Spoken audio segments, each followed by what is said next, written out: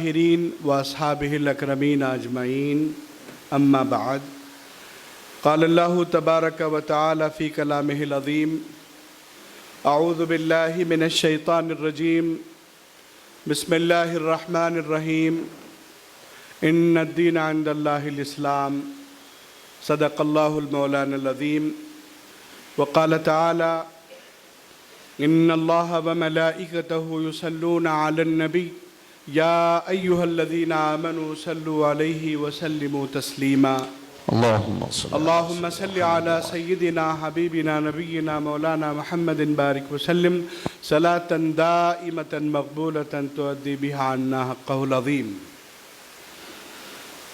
شہنشین پر تشریف فرما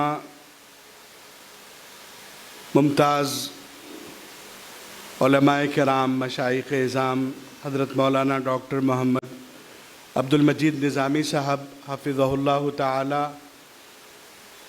رکن معزز جامعہ نظامیہ و سابق صدر شعبہ عربی عثمانیہ یونیورسٹی، نوجوان دوستو، حاضرین، خواتین، طلباء و طالبات، السلام علیکم ورحمۃ اللہ وبرکاتہ. میرے لیے بڑی سعادت مندی کی بات ہے کہ خاص طور پر آج کی اس مجلس میں جہاں خلفائے راشدین کے حوالے سے صحابہ کرام رضوان اللہ تعالی علیہم اجمعین کی عظمتوں کے حوالے سے امت مسلمہ میں شعور بیداری کی غرض سے مسابقتی امتحانات منعقد کیے گئے اور اب اس کے نتیجے اور انعامات کی تقسیم کا دن ہے. ایسے میں آپ سے خطاب کر رہا ہوں. حقیقت یہ ہے کہ اسلام ایک بامقصد دین ہے جس نے زندگی کی تمام حقیقتوں کو اپنے ماننے والوں کے سامنے واضح کر دیا. مجھے یاد آتا ہے کہ میں نے اپنے پیر و مرشد حضرت علامہ سید شاہ لطیف پیر قادری علیہ الرحمہ سے ایک مرتبہ طالب علمی کے زمانے میں سوال کیا تھا کہ مراتب سلوک کیسے طے ہوتے ہیں اور مراتب سلوک تیزی کے ساتھ کیسے طے کیے جاتے ہیں. تو اتفاق سے میرے پیر مرشد کے شہزادے بھی یہاں تشریف فرما ہیں، حضرت مولانا سید کلیم اللہ قادری صاحب مامو جان. تو انہوں نے جواب دیا، وہ جواب میرے ذہن پہ اب تک نقش ہے. انہوں نے فرمایا کہ صرف سلسلہ قادریہ ہی میں نہیں، تمام سلاسل میں، چاہے وہ چشتیہ ہو، نقشبندیہ ہو، سہروردیہ ہو، تمام سلاسل میں مراتب سلوک اگر تیز رفتار طور پر طے ہونے ہیں تو وہ صحبت شیخ ہے. صحبت شیخ سے مراتب طے ہوتے ہیں. اب اس گفتگو کو میں آگے بڑھاؤں. شیخ الاسلام امام محمد انوار اللہ فاروقی رحمۃ اللہ علیہ ہمارے سامنے مفتی رکن الدین علیہ الرحمہ ہیں. آپ اندازہ کر سکتے ہیں کہ صحبت شیخ نے کیسا درجہ عطا کیا. حضرت نجیبہ بھی صاحبہ ہیں. صحبت شیخ نے کیسے حجابات اٹھا دیے. بندہ نواز ہیں. صحبت شیخ کے کرشمہ سازیوں کے لیے ایک مستقل عنوان وہاں پہ متعین کیا جا سکتا ہے. غریب نواز علیہ الرحمہ کے بارے میں تو لکھا ہے کہ نگاہ جب اٹھا کے کسی پہ ڈال دیتے تو دل کی دنیا بدل جاتی. اور چور کو قطب بنانے سے متعلق روایتیں تو ہماری تقریروں کا، ہمارے جلسوں کا حصہ ہے. ہم بڑے فخر کے ساتھ اپنے شیخ پیران پیر محبوب سبحانی علیہ الرحمہ کی عظمتیں بیان کرتے ہیں کہ انہوں نے نگاہ ڈالی اور پھر وہ جو چوری کے ارادے سے آیا تھا احوال تبدیل ہو گئے. اب ان شیوخ کے صحبت کا اثر یہ ہے تو جو کائنات کے عظیم ترین شیخ ہیں، مرشد اعظم ہیں، علامہ شرف الدین یحییٰ منیری علیہ الرحمہ نے جن کے بارے میں فرمایا کہ وہ مرشد ہیں، سب سے بڑے اور سب سے بڑے مرید ہیں تو سیدنا ابوبکر صدیق رضی اللہ عنہ. تو اب فرمائیے جن حضرات نے جن نفوس قدسیہ نے رسول پاک علیہ السلام کی صحبت میں دن گزارے ہوں، ایک لمحہ ہی کیوں نہ گزارا ہو، دل کی حالت کیسے تبدیل نہ ہوئی ہوگی؟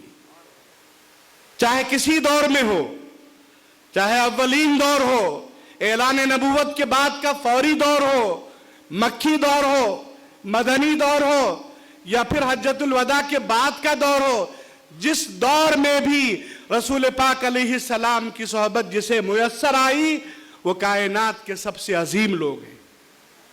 ان کے بارے میں اگر کوئی ایک حرف کہتا ہے تو انہیں یہ سوچنا چاہیے کہ وہ اپنے بزرگوں کی عظمتیں تو بیان کر رہا ہے، لیکن رسول پاک علیہ السلام کی صحبت کے اثرات کا انکار کر رہا ہے۔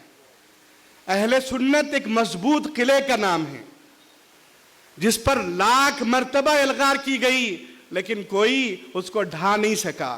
اس لیے نہیں ڈھا سکا کہ آپ جانتے ہیں اہل سنت کے محافظ ایک جانب امام اعظم ابو حنیفہ ہیں، ایک جانب غوث اعظم سیدنا عبد القادر جیلانی علیہ الرحمہ ہیں، خواجہ معین الدین چشتی علیہ الرحمہ ہیں، حضرت مجدد الفسانی ہیں۔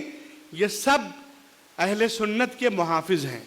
آپ یہ سلاسل کا تذکرہ سن رہے ہیں، آپ ائمہ حنفیہ، ائمہ شافعیہ، یہ سب کو جانتے ہیں۔ یہ کون ہیں؟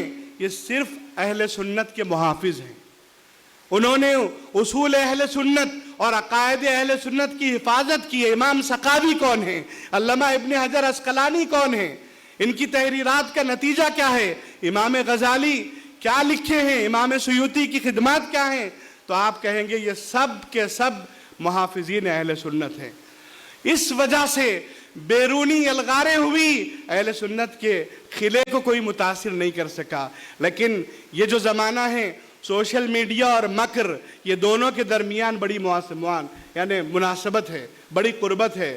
تو اب اہل سنت کے مخالفین نے جب یہ دیکھ لیا کہ اس قلعے کو ڈھایا نہیں جا سکتا، اس قلعے کو کمزور نہیں کیا جا سکتا، تو انہوں نے سازش اور اپنے عمل کو اس طور پر تبدیل کیا کہ اب بیرونی حملے نہیں کر رہے ہیں، اہل سنت میں داخل ہو کر اہل سنت کو کمزور کرنے کی سازشیں کی جا رہی ہیں۔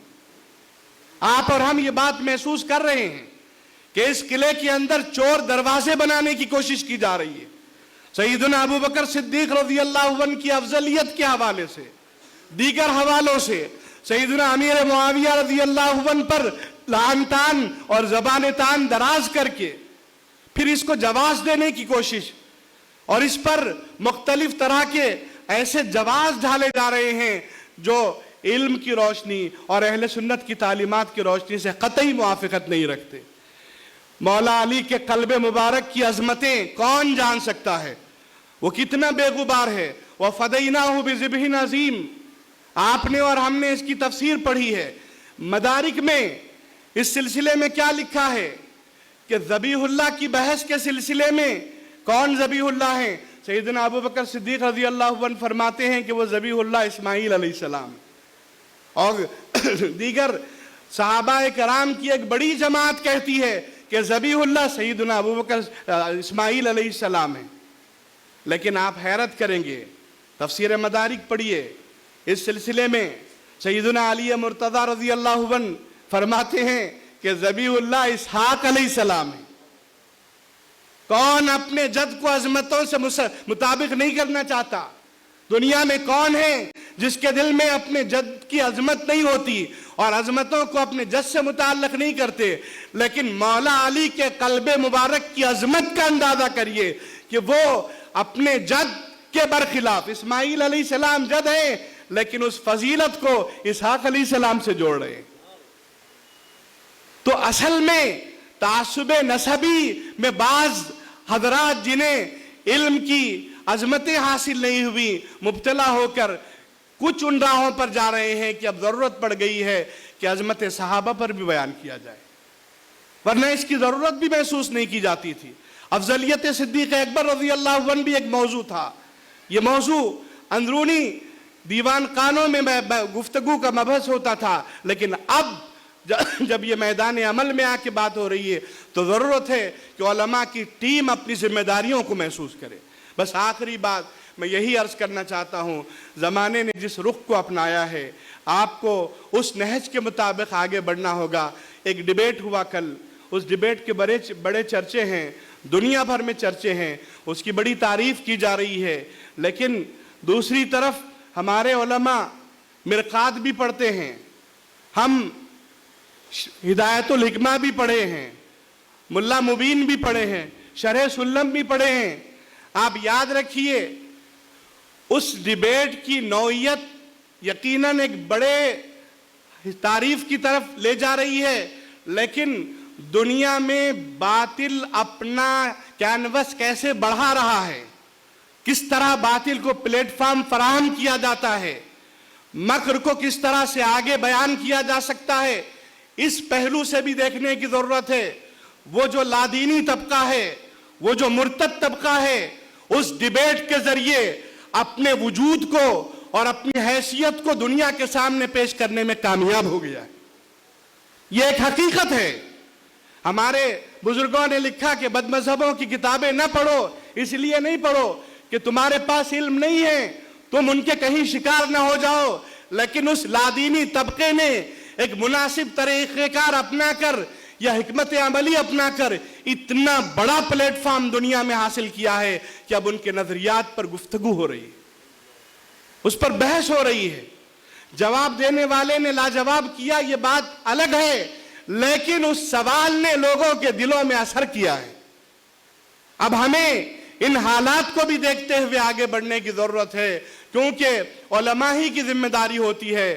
میدان عمل کے جو حقیقی افراد ہیں وہ علماء ہیں، چاہے وہ عہد خلافت ہو یا پھر اس کے بعد کے زمانے ہو، ہر زمانے میں احقاق حق اور ابطال باطل کا فریضہ اہل مدارس نے انجام دیا ہے، علماء نے انجام دیا ہے۔ قرآن مجید کی تعلیمات اور رسول پاک علیہ السلام کے احکام کو من و عن آگے بڑھانے کا فریضہ کسی اہل نفس نے نہیں، اہل مدارس نے انجام دیا ہے۔ آج جو دین اہل سنت اپنی حقیقی شکل میں موجود ہے تو اس کی ساری الحمدللہ سعادت مندی علماء کو حاصل ہوئی، اور یہ صبح قیامت تک جاری رہے گی۔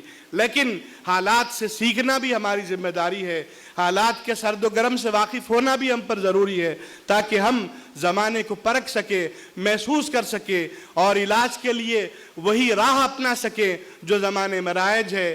اللہ تعالیٰ ہمارے نوجوان علماء کی ان کاوشوں کو کامیابی سے ہمکنار کرے، اور یہ مشن مسلمانوں کی شعور بیداری کا کامیابی کے ساتھ روزہ یعنی دن دوگنی رات چوگنی ترقی حاصل کرے۔ والحمدللہ رب العالمین، والصلاة والسلام علی سید الانبیاء والمرسلین۔